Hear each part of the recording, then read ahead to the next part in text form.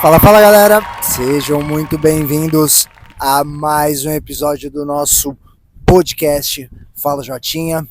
Galera, sei que vocês devem estar se perguntando, porque muita gente também mencionou aqui no privado, perguntando assim: Gui, por que despedida? O que aconteceu? O Fala Jotinha acabou? Vocês foram despejados? Não deu certo? Jotinha, você acredita que muita gente mandou mensagem? Galera, a gente foi um pouco apelativo, eu confesso que no título do último vídeo a gente deu aquela apelada, né, de botar a despedida, mas não foi a despedida do canal, foi uma despedida do ambiente, do local, né? A gente acabou dando um passo diferente aí na nossa trajetória, e para quem segue a gente lá no Instagram, viu como tá ficando o nosso novo estúdio, né, de gravação, que muito em breve a gente vai estar gravando lá, mas por hora a gente vai estar gravando por aí, né? É o nosso estúdio provisório aqui, né? Provisoriamente a gente vai estar gravando em alguns lugares aleatórios. Hoje a gente está na Praia da Bica, aqui na Ilha do Governador, um lugar sensacional para você que quer tomar um chopp, quer tomar um suco, quer dar uma corridinha. Aqui na Praia da Bica, na Ilha do Governador, é um lugar sensacional, maravilhoso. Eu acho que você olhando aí o meu cenário, esse cenário atrás da gente, você vai ver o quão fantástico é, não preciso nem dizer, né? Mas é isso, galera, a gente vai sequenciar, é importante não parar, né? Tá trazendo bastante conteúdo para vocês. O Jotinho agora, para quem não viu ou para quem viu, ele tá com um quadro novo, né? É o Resenha, né, que ele faz uma resenha full ali. A última deu mais de 300 visualizações, então foi um sucesso. Parabéns, Jotinha. Cara, obrigado. Adorei, tá? É sempre um prazer estar contigo. E eu assisti o vídeo, adorei, amei. Gostou, cara? Pô, gostei de verdade, cara. Gostei de verdade. E isso faz parte do nosso novo patamar, né? Da nossa nova evolução, né? Que é fazer um conteúdo diferente, conteúdo ali mais pós-jogo, né? Mais analítico, mais técnico e profundo, e ali em tempo, né? Que consiga gravar. Para você que está seguindo a gente aí, para você que está acompanhando a gente, não deixa de seguir, não deixa de compartilhar, clica aí no joinha, porque isso ajuda muito o canal. A gente, graças a Deus, tem conseguido bater, né, boas curtidas, e compartilha e se inscreve. Manda lá pro teu amigão, porque a gente vai crescer com essa ajuda que você vai estar dando pra gente. Não deixa também de comentar, porque é importante seus comentários lá, pra gente ter um norte. Se tiver que descer a madeira, desce a madeira, né, Jotinha? Se tiver que criticar, critica, mas é importante você tá sempre, tá sempre participando, né? Galera, dando continuidade aqui, o papo hoje não vai poder nem estender muito, porque tá ficando escuro e não tem muita luz onde a gente tá, né? Mas, Jotinha, eu queria começar falando da Libertadores, né? Não em si dos resultados, porque já passou, a gente não vai ficar remoendo, né? Nós vamos falar de Flamengo, nós vamos falar do Botafogo, nós vamos falar do Palmeiras, vamos falar também sobre o Brasileirão, nosso querido tricolor carioca, que parece que tá engrenando bem, né? Mas antes de mais tudo, deixa eu dar uma rápida passagem aqui, que eu queria aprofundar em alguns temas, né? Primeiro eu queria falar do Botafogo. O Botafogo conseguiu emplacar uma vitória que vai ser importante. A gente sabe da importância da garantia dos pontos que são, né, para as competições internacionais, que é a Libertadores, né? E eu queria entender contigo o seguinte: esse jogo ele dá uma certa confiança para o Botafogo. Se eu não me engano, a posição do Botafogo em grupo, ela está muito parecida com a do Flamengo, né? Está em terceiro no grupo, né? E agora fica numa dependência ali de vencer cada vez mais para poder se classificar em primeiro e assim conseguir ali disputar um pouco mais tranquilo. Você fica em segundo, como todo mundo sabe, você que assiste e acompanha o futebol, principalmente Libertadores, você sabe que se você ficar em segundo, você vai pegar um time um pouco mais forte, né? A tendência é essa. Como é que tá a estrutura do Botafogo agora? Essa vitória, ela já emplaca um Botafogo que consegue dar uma amenizada nessa crise, nessa crítica, nessa dúvida da torcida com relação ao Botafogo? Não, eu acho que ainda é um pouquinho cedo para a gente poder extinguir qualquer tipo de dúvida, né, sobre o trabalho do Renato Paiva. O Botafogo teve uma vitória muito difícil, né, contra o Carabobo, mais difícil do que a torcida esperava. Com certeza o torcedor, que foi o Newton Santos, foi esperando ver uma goleada, né, em cima de um time frágil, como é o Carabobo. Mas assim, dentro de adversários frágeis, né, você acaba encontrando defesas muito bem postadas, defesas muito... o time que vai muito disposto ali a se defender, né? E essa foi a maior dificuldade que o Botafogo encontrou, né, nesse jogo, né? Então, Tanto é que quando o Botafogo faz o primeiro gol, o segundo sai logo em seguida, né? Mesmo sendo ali no finalzinho, deu tempo de sair mais um. Né? Então, eu acho que a dúvida sobre o trabalho do Renato Paiva ainda vai persistir bastante, né? Como a gente debateu aqui nos últimos episódios, vai existir a sombra do Arthur Jorge, isso vai ser inevitável. Mas a comparação, né, lógico, na forma que o Botafogo jogava, como a forma que o Botafogo está passando a jogar. Eu acredito bastante na ideia de jogo dele, porque o Botafogo tem se postado muito bem, tem uma ideia de construção de jogo, de ter mais posse de bola, né? Só que é aquilo, né? Como a gente falou, essa questão do poder de fogo, né? O Botafogo precisa encontrar formas né, de fazer essa posse de bola, fazer esse domínio territorial ali em gols. Então essa aí vai ser a maior dificuldade que eu acho que ele vai encontrar. Sobre o grupo, né, o Botafogo em terceiro lugar, como você bem falou. No momento o Botafogo se classificaria para a Sul-Americana, né? Todos os terceiros colocados vão para a Sul-Americana. O segundo colocado pega o adversário mais difícil realmente, então o Botafogo tem que fazer o possível ali para chegar em primeiro. Na Libertadores, que o Botafogo foi campeão, terminou em segundo, né? Só teve adversário brabo pela frente.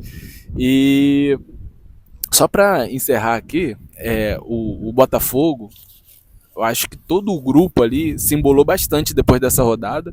Não se esperava que a Universidade do Chile, que ganhou do Botafogo no Chile, ganhasse do Estudiantes na Argentina, né? Esperava-se um domínio de Botafogo e Estudiantes nesse grupo, mas pro azar dos dois ali, a Laú já está com 6 pontos, Botafogo e Estudiantes com 3, Carabobo com 0. Então a briga vai ser boa e eu acho o seguinte, que pode ser que esse grupo se defina até no saldo de gols, né? Por isso, cara, que ter goleado ali de repente o Carabobo, que vai, infelizmente, acho que vai ser muito difícil ele pontuar nesse grupo, teria sido muito importante. O próximo jogo do Botafogo é contra quem mesmo? É o Estudiantes, jogando fora. Na Argentina. O que o torcedor pode esperar dessa partida? Um jogo difícil, um jogo que define alguma coisa? O Botafogo pode perder ou empatar esse jogo? Tá um pouco mais tranquilo, um pouco mais folgado, em vista das próximas partidas depois dessa? Cara, não poder perder não, né? Acho que se você perde para o Estudiante, ainda não tá... o Botafogo ainda não fica fora da disputa, mas fica bem mais difícil, né? Porque aí serão, provavelmente ali, a Laú vai vencer o Carabobo, então a Laú deve ir para 9 pontos, se ela vai para 9 pontos, ela abre 6 do Botafogo, né? E de quem perder esse confronto, né, entre os Estudiantes e Botafogo. Então, o ideal era não perder, né? Se você trouxer um empate, né, lá da Argentina, já tá bom demais, porque o Botafogo ainda enfrenta no Newton tanto a Laú quanto o Estudiante. Quem que você acha que vai ser o adversário mais difícil aí pro Botafogo no grupo? Estudiantes, sem dúvida. Estudiantes é um time argentino, a gente sabe como é difícil enfrentar um time argentino e são as duas maiores forças, né? Eu acho que não tem como fugir muito disso.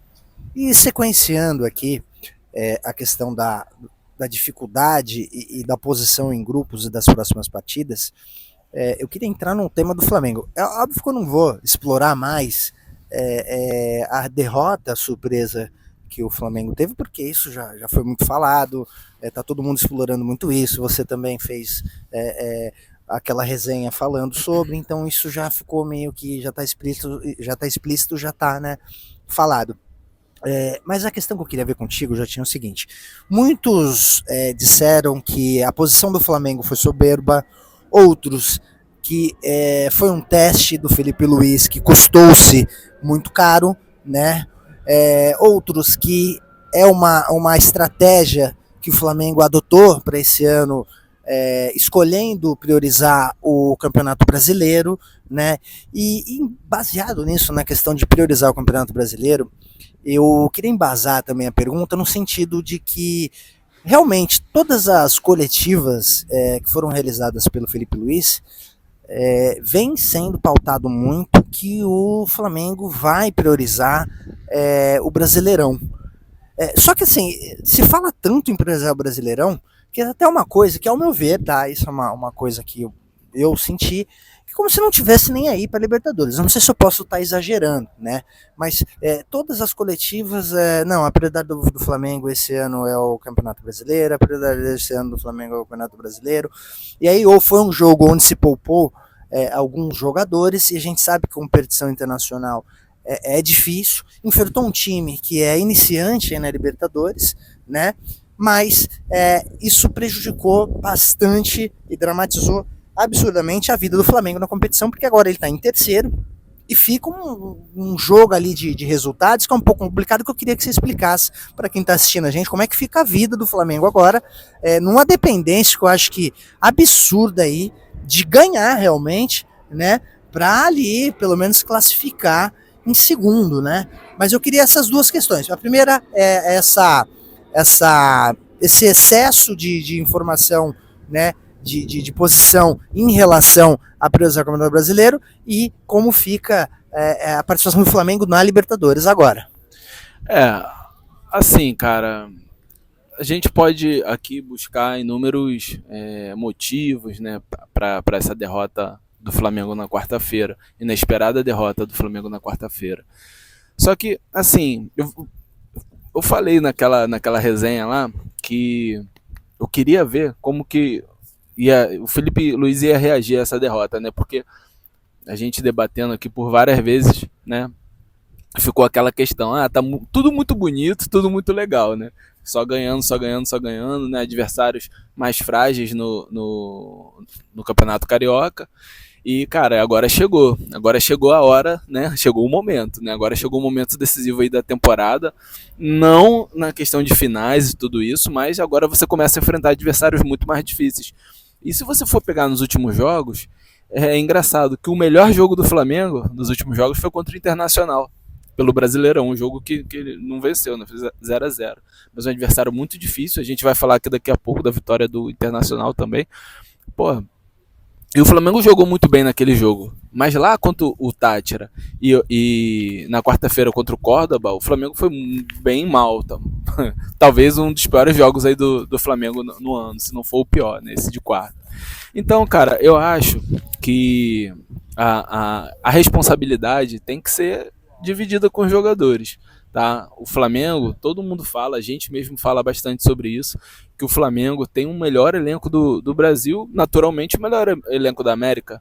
Então, o Felipe Luiz, né, assim, ao meu ver, né, ele contou com jogadores que não renderam dentro de campo. Agora sim, a gente vai abordar o seguinte: foi certo? Aí é outra questão, você poupar contra um time argentino, né? Não tem nada definido no grupo, é só a segunda rodada, então foi bem arriscada a decisão dele, né? Eu acho que primeiro você encaminha uma classificação e depois você pensa em fazer aquela gestão ali de elenco, gestão de minutos em campo.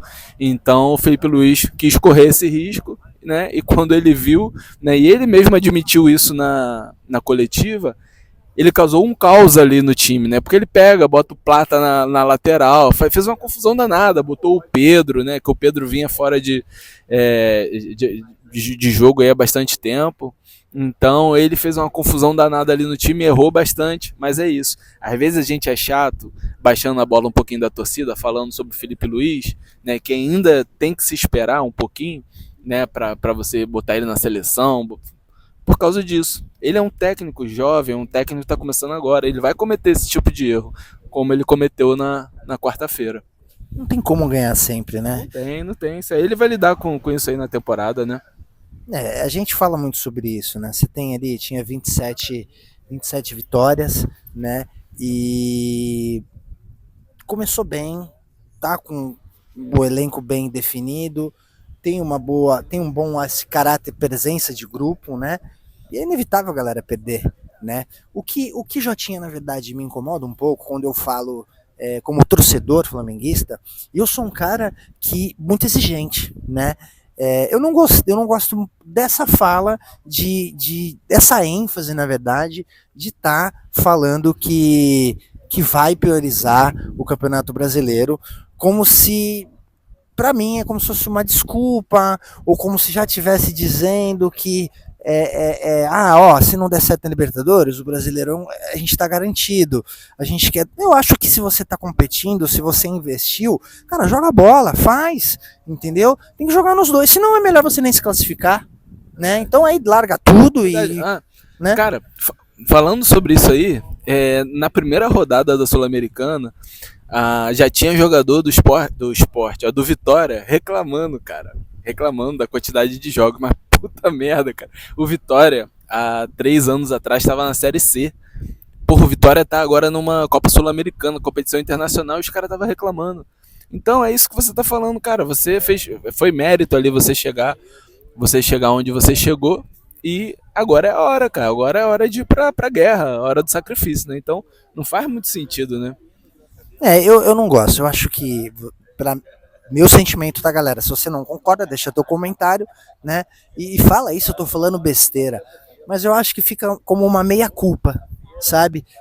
Vamos ver, Cara, tem time para poder fazer, né? A gente sabe da dificuldade que é o calendário do futebol brasileiro, né? O desgaste que é. Mas, cara, a Libertadores tem um grande peso. É a mesma coisa que se você disser que tá poupando pro Brasileirão para poder jogar Libertadores, né? Assim, eu não sei. Eu acho que tem que investir nos dois. Eu acho que tem time para poder jogar nos dois. Só que eu acho que um certo exagero ali na hora de toda coletiva, toda manifestação falar, não, vamos para usar brasileiro, não, vamos para os brasileiros. E não é assim. A gente sabe que a Libertadores tem um peso muito grande, né? É uma competição internacional, Pombas. Né? Para mim, a meu gosto pessoal, é a mais importante, né? A que eu mais gosto de assistir. E em falando de gostar de assistir, eu estava muito feliz vendo o meu São Paulo ganhando de 2-0 dentro do meu Morumbi, coisa que bastante tempo eu não vejo, muito tempo que eu não vou no Morumbi, mas tô doido pra ir. Eu acho que esse ano ainda vamos dar um pulo lá pra assistir um jogo do São Paulo. Vamos gravar lá no Morumbi? E vendo o meu São Paulo ganhando o Morumbi, tomou uma certa pressão ali no primeiro tempo, mas depois conseguiu emplacar com jogadas boas. Perdeu ali gol na cara, né? Que poderiam ter feito a diferença, né? Mas para mim o cara ali que matou o jogo ali foi o Ferreirinha, né? Um grande jogador, né? E o São Paulo abre ainda no primeiro tempo uma vantagem de 2-0 e acaba cedendo o empate. Custa muito caro, Jotinha. Custa muito caro para o São Paulo. São Paulo que novamente a gente fala que não vem de uma boa fase, uma fase financeira esquisita, vem numa pegação de pé que eu não tô gostando. Agora, uma opinião pessoal como apresentador, não tô gostando dessa pressão em cima do Zubeldia. Deixa o cara trabalhar, Pombas, vai ficar nesse negócio, ai troca, ai tira, você vai trocar técnico no meio de uma campanha, caramba. A gente sabe que isso não funciona, nunca funcionou. Você fica trocando técnico, mexendo em técnico e você não consegue ter uma progressão. Claro, o Zubeldia não tá distante de críticas, né? Principalmente da parte de ser expulso de campo, né? Isso tem que melhorar nisso. Mas deixa o cara trabalhar, né? Da mesma forma, quando eu critiquei muito, quando começou rumores de que ele ia pro Boca Juniors, de que ia assumir a seleção da Argentina, eu acho que você fechou um compromisso, você tem que cumprir. Então deixa o cara trabalhar, galera, senão nós vamos acabar criando uma crise maior. Mas já tinha dando sequência aqui, o São Paulo acabou cedendo um empate dentro de casa, né? Ficou no 2-2. Foi um baita golaço também o segundo gol. E eu queria ver contigo o seguinte, como fica o São Paulo agora, depois desse empate com o Alianza Lima, no grupo e na competição, um São Paulo balançado, um São Paulo um pouco instável, e também não só o São Paulo em si, mas como a vida do Zubeldia dentro do Clube São Paulo. Assim, são coisas, né, cara, que acontecem, que faz a gente pensar como é difícil a vida do treinador, né? O São Paulo abriu 2-0, né? O Ferreirinha ontem tava acabando com... Se não fosse esse empate aí do Alianza Lima, porra, o Ferreirinha hoje estava sendo exaltado aí, com todo o mérito. Mas, cara, 2-0, um jogo relativamente ali controlado que o São Paulo estava tendo ontem. Muito bem o Alisson como primeiro volante. Cara, essa volta do Alisson pro São Paulo deu um outro gás, né? O Alisson, ele se reinventou nessa posição de volante, né? Ele veio pro São Paulo como ponta, né? E agora ele é primeiro volante, né? Então, muito bem, voltou muito bem. E ontem o Zubeldia colocou o Lucas Ferreira, um garoto, né, da base de São Paulo. O São Paulo vinha jogando com o Cedric ali na ponta direita, o que é lateral direito, né? E o time muito bem envolvente, né, contra o Alianza Lima. Mas vamos lá, Alianza Lima é um time que você não pode desprezar. Mesmo você vencendo por 2-0, jogo controlado, né, a gente tem que lembrar aqui que o Alianza Lima vem da pré-Libertadores depois de eliminar o Boca Juniors dentro da La Bombonera, né, uma zebraça, né, um resultado totalmente inesperado. Então, só que assim, a forma que o jogo estava controlado, o Zubeldia, ele me tirou o Ferreirinha, que era o dono do jogo, né? Fazendo aquele tão falado controle de carga. E tirou também e colocou o Wendel. E ele ficou jogando com 2 laterais esquerdos. Então, cara, e olha só como é a vida do treinador. Ele colocou 2 laterais esquerdos e os gols do Alianza Lima saíram por ali. É doideira, né? Então, cara, é complicado. Eu acho que a gente tem que dividir também a responsabilidade, assim como a gente falou na questão do Flamengo, cara, tem que dividir responsabilidade com os jogadores também. É muito fácil, cara, bater no técnico, falar que o técnico errou, que não sei o que, mas, porra, cara, você tá ganhando de 2-0, um jogo que tá controlado.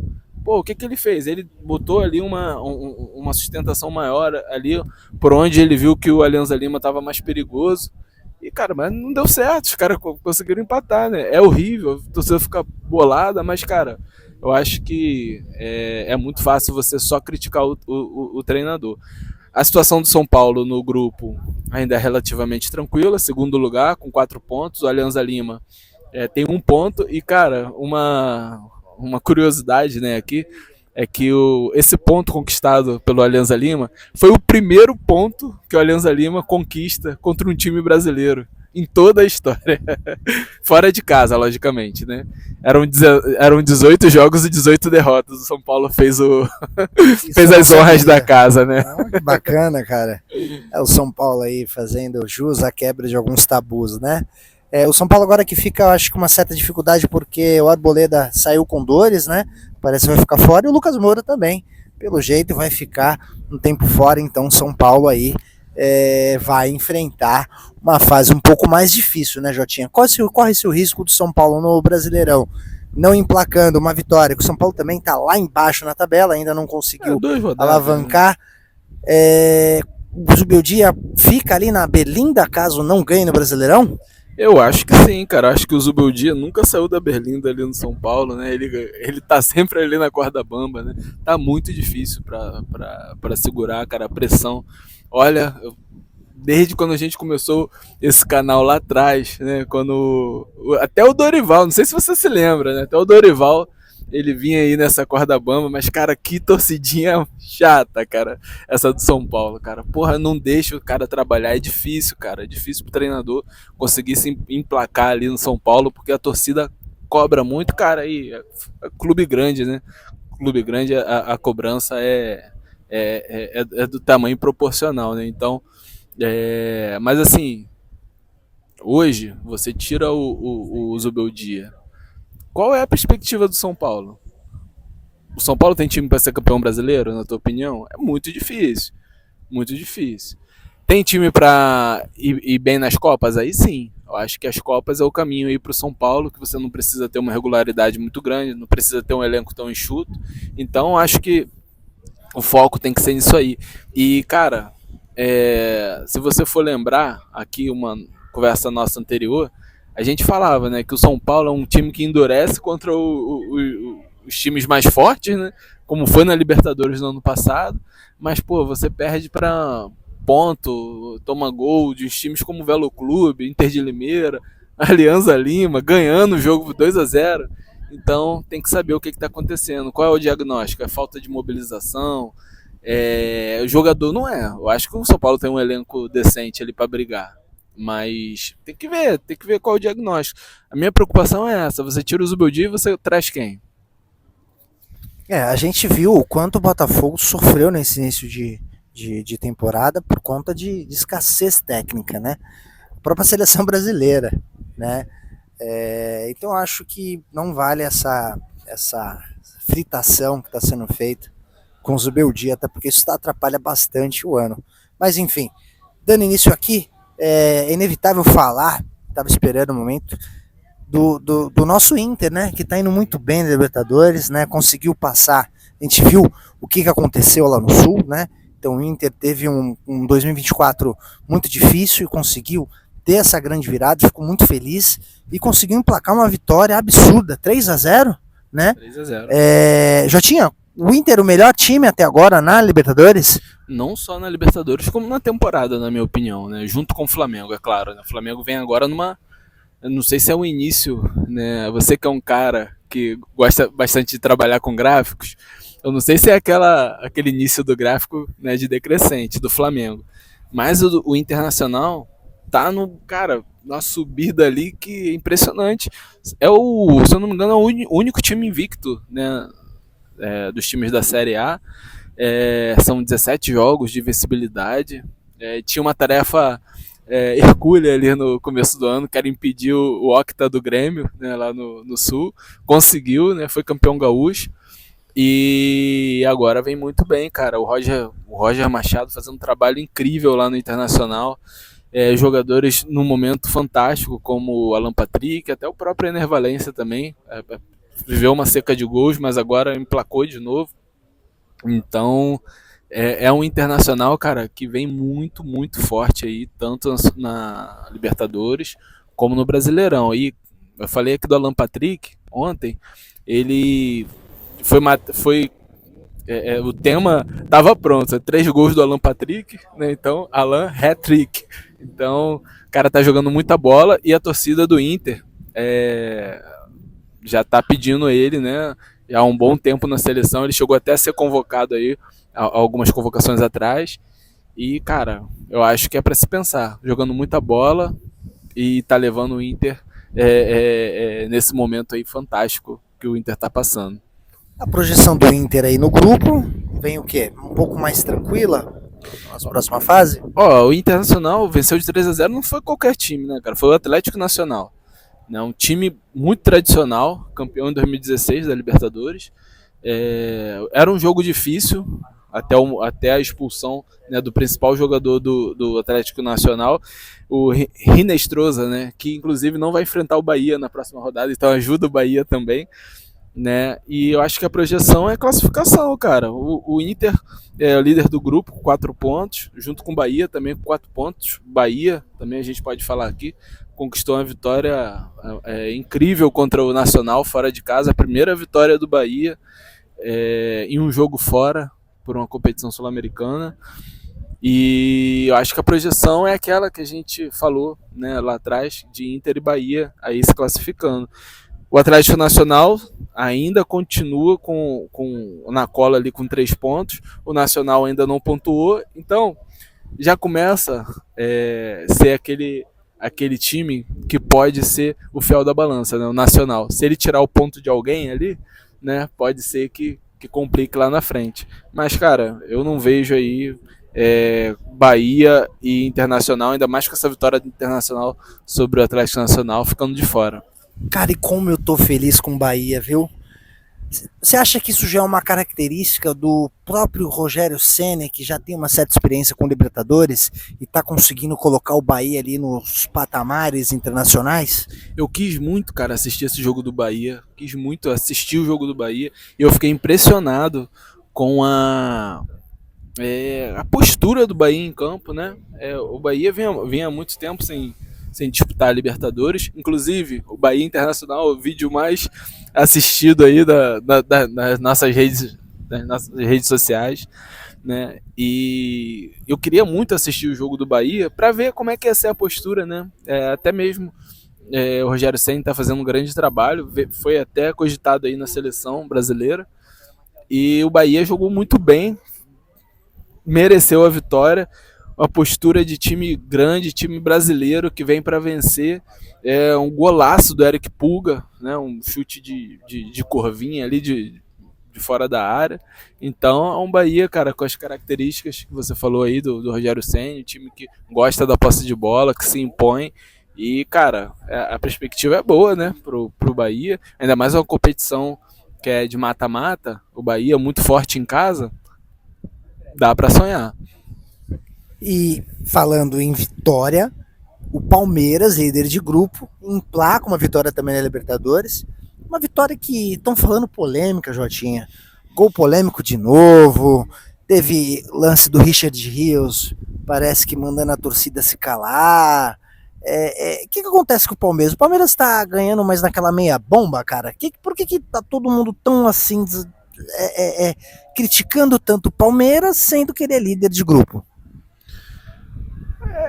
Cara, assim, o Palmeiras vem passando pela mesma situação que a gente falou aqui do São Paulo, né? A torcida tá muito chata, cara.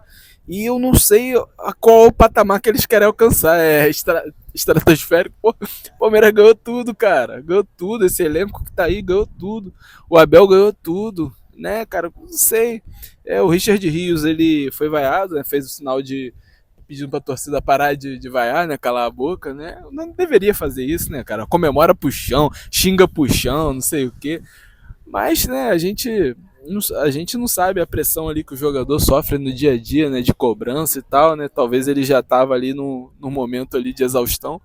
E, cara, enquanto isso, enquanto que a torcida critica, pega no pé, a gente tá falando de um Palmeiras que vem vencendo, né? Talvez não esteja convencendo, mas nesse momento de transição vem vencendo. E o Palmeiras só tem 2 derrotas no ano, né? Então, não sei, cara, não sei aonde é que a torcida quer chegar.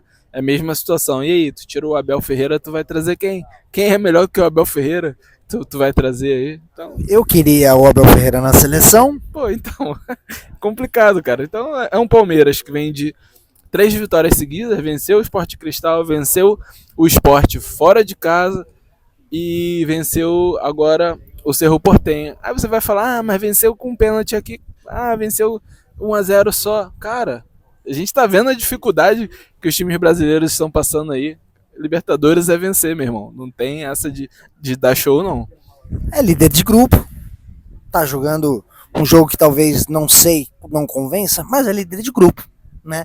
E sendo líder, vencendo, ele vai ser o quê? Campeão. Só ganha, né? Pode não estar com o melhor futebol, mas o futebol a gente sabe que é importante a vitória, né? E dando sequência aqui, a última, né, resenha aqui sobre o Fortaleza, sobre a Libertadores. Fortaleza, que infelizmente teve um cenário lamentável no Chile. A partida teve que ser, né, adiada, né, por conta da invasão de torcida. A torcida jogou coisa no campo, barra de ferro no campo, invadiu o campo. O Fortaleza saiu, né, corrido ali pro vestiário, uma cena lamentável. Eu assisti, de se embasbacar. O Fortaleza que tem recorrido para que vença essa partida, né, Jotinha? Para que seja dada essa partida como vitória e punição, né, para o Colo-Colo. Tem alguma outra atualização, Jotinha, em relação a essa partida e o Fortaleza? Até o momento da nossa gravação aqui, não. É uma coisa que não dá nem pra gente analisar muito, né? O jogo era 0-0, já até se encaminhava ali pro final, mas, cara, é lamentável, né? É lamentável, assim, a gente, nos dias de hoje, 2025, a gente vê cenas como essa ainda, né, no futebol, né, virando um campo de batalha, a torcida invadindo o campo, cara, lamentável. Os jogadores do Fortaleza, né, relataram cenas de terror, né, que eles passaram lá no Chile, então é triste, né? Cara, eu torcia muito por uma punição mais grave, né, da Conmebol, cara, que ela é muito conivente, tanto com objeto jogado em campo, violência, racismo. Então ela é muito conivente com esse tipo de coisa. Faz uma punição, mas, cara, tem que punir lá na cara, tem que machucar o time, entendeu? Isso só vai acabar, esse tipo de coisa acontece na Libertadores, só vai acabar quando o time, o torcedor começar a ser prejudicado realmente, né? O Botafogo foi enfrentar a Laú lá no Chile, porra, os caras têm tipo um guarda-sol pra garrafa, copo, não atingir o jogador na linha de escanteio. Porra, cara, até quando? Ridículo, né? Até quando? É ridículo. Ridículo. Acho que o futebol é um espetáculo e cenas como essa são dignas de pena, e eu acho que tem que ter punição severa, cara.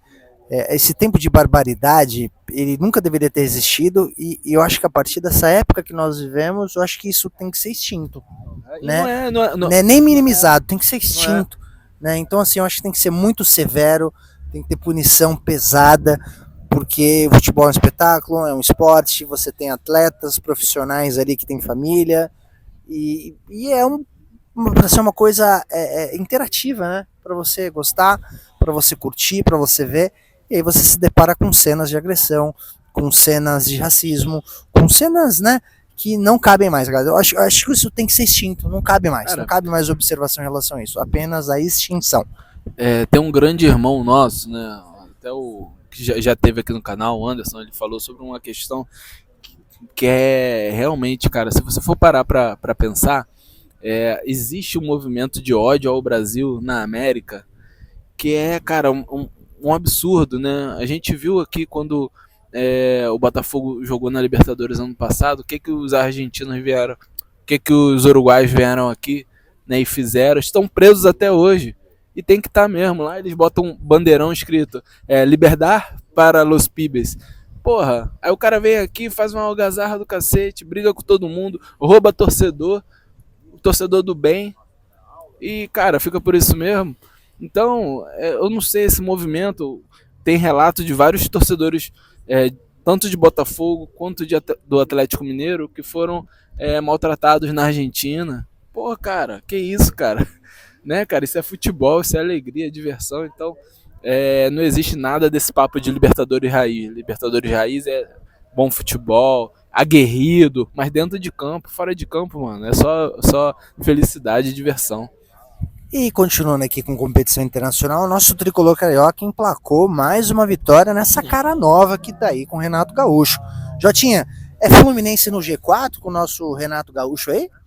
Pode sonhar, cara. Eu tô resguardado aqui pelos nossos vídeos. Eu falei que eu não achava que o Fluminense tinha futebol, tinha time para estar jogando aquele futebol tão pobre como tava com o Mano Menezes, né? Futebol ali muito, sei lá, né, cara, muito estranho, né?